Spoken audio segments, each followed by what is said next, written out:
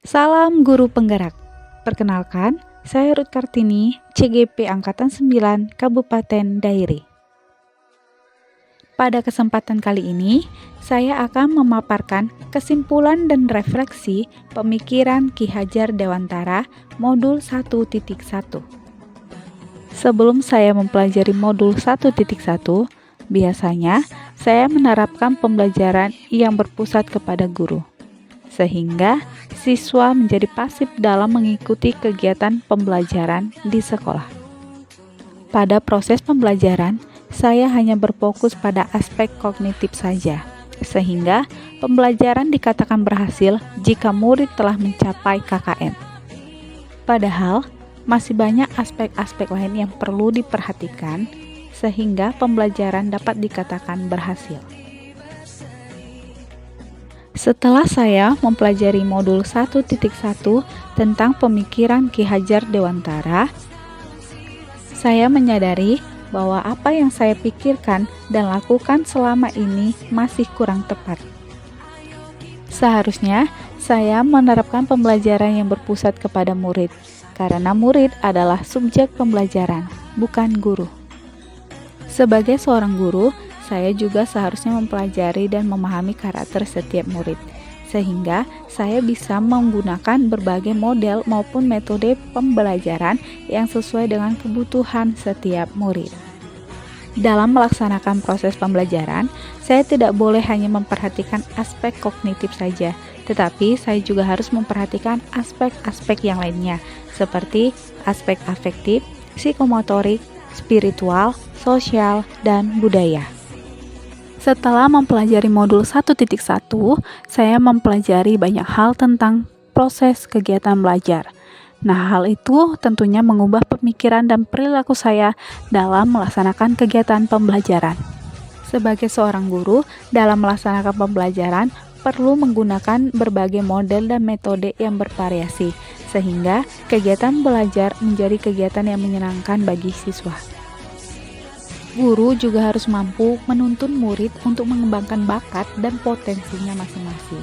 Jadi, guru tidak boleh memaksakan murid untuk dapat menguasai semua mata pelajaran. Dalam kegiatan pembelajaran, guru harus melaksanakannya dengan penuh kesabaran dan ketulusan hati, sehingga tercipta hubungan yang baik antara guru dengan murid, dan kegiatan pembelajaran pun bisa berjalan dengan baik. Guru juga harus memberi kebebasan berekspresi, berpendapat, dan berkreasi kepada murid, sehingga murid bisa menemukan dan mengembangkan bakat dan potensinya masing-masing. Pemikiran Ki Hajar Dewantara yang dapat segera saya terapkan di kelas yaitu: yang pertama, merancang pembelajaran yang interaktif dan menyenangkan yang berpusat pada murid. Saya berharap dengan hal demikian, murid menjadi antusias dalam proses kegiatan belajar mengajar. Yang kedua, melaksanakan pendidikan yang menuntun bukan menuntut. Artinya, saya tidak akan memaksakan murid-murid saya untuk dapat menguasai semua mata pelajaran, tetapi saya akan membimbing mereka untuk menemukan dan mengembangkan bakat dan potensi mereka masing-masing.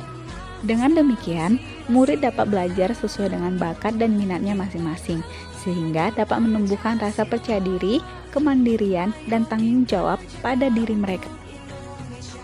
Yang ketiga, menerapkan konsep merdeka belajar dan mengintegrasikan profil pelajar Pancasila pada kegiatan pembelajaran.